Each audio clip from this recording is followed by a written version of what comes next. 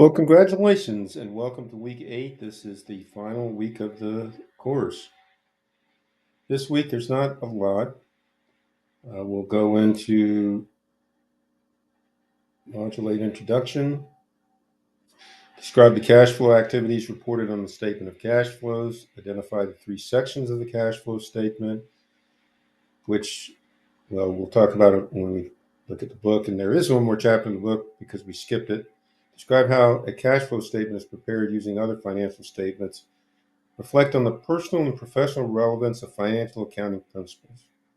And so, what you're doing this week is just you're completing another problem set, and then you're going to participate in a discussion. So, these should be fairly simple assignments, and it shouldn't take you long. And again, all points count, so it's important to do all the assignments as much as possible. Statement of cash flows. Now, we have to do a statement of cash flow because we know that this is accrual accounting under GAAP. So cash flow and GAAP profit don't necessarily mean the same thing. You have a role of accounting society PDF. You've got breaking into finance and accounting a video. How can I apply accounting in my personal life? So these are some helpful readings and videos.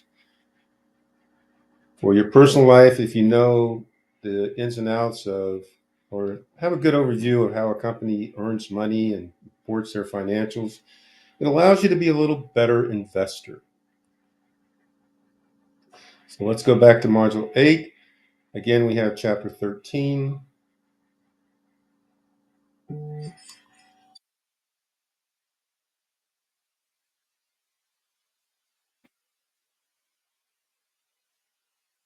Statement of cash flows. And there really are three areas of cash flow. There's operating activities, and these are cash flows related to your basic normal operations.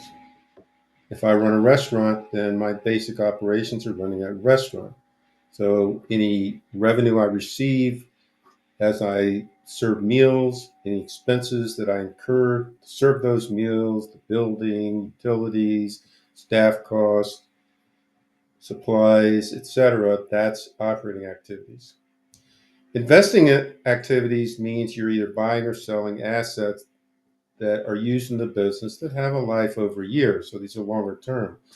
If you bought a building to create the restaurant, that's an investment. If you bought equipment, that's an investment. If you sold equipment, that's part of investing. Of course, that would be a cash inflow, not a cash outflow. And then financing activities are just that, debt, equity.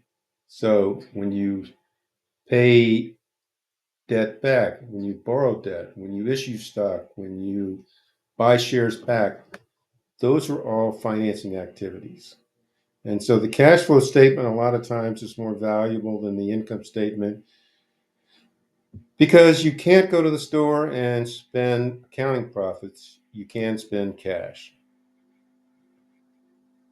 So then you have the problem set, and then you have this project company accounting workbook. I'm sorry, went the wrong chapter.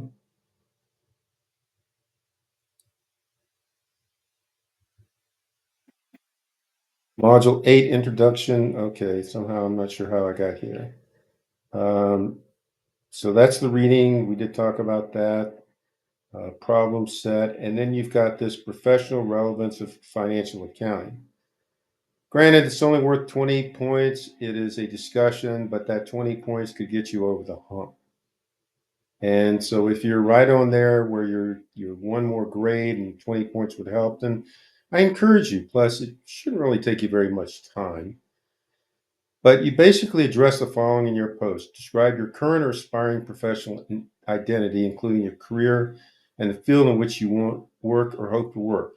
Hey, that all that is just talking about yourself. Think about the types of financial transactions your chosen field is likely to generate and how they will need to be reported and accounted for by the business. So if you're again working on a restaurant, well, you've got supply cost and you've got the types of different labor, such as cooks and servers and bartenders, etc., that you'll have to pay for them. You'll have to process tips. You'll have to pay for food costs, etc.